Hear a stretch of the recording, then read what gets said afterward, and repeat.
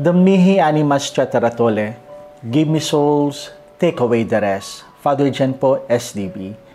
We are now in the 18th Sunday in Ordinary Time, and the message of our celebration for today, our liturgy, is reminding us, anong pinapahalagahan mo sa mundong ito?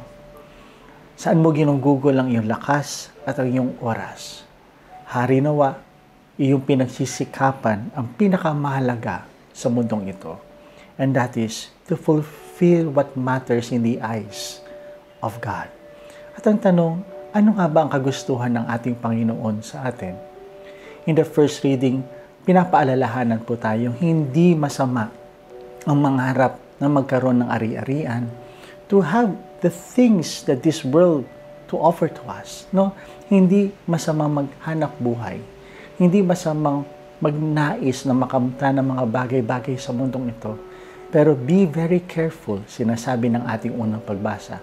Because all these things are vanities if they are not being used in the proper way. These things are being given to us so that we can make our life better. But not only our life, but also to help others to have a better life. God is giving us so much grace so that we can become a grace to others. Ito po yung pinapakita ng ating Ebanghelyo ngayon, taken from the Gospel of Luke chapter 12, verse 13 to 21. There's a rich man who harvested so many things.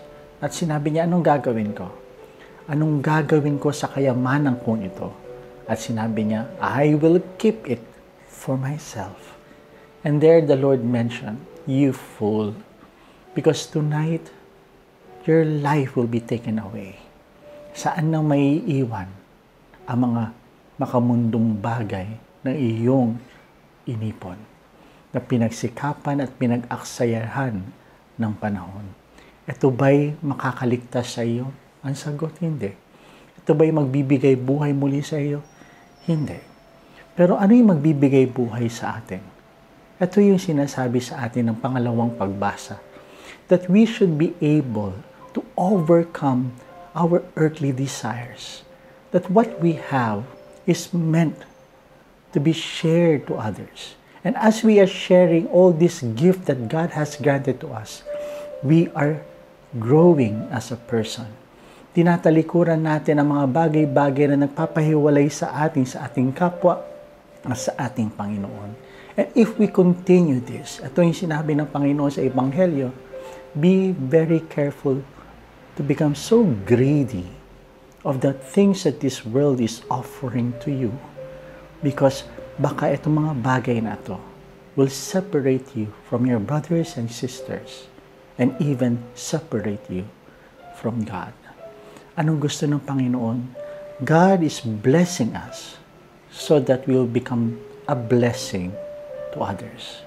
So my dear friends, ang tinatanong sa atin ng celebration ngayon, paano mong naibabahagi ang iyong buhay sa iyong kapwa?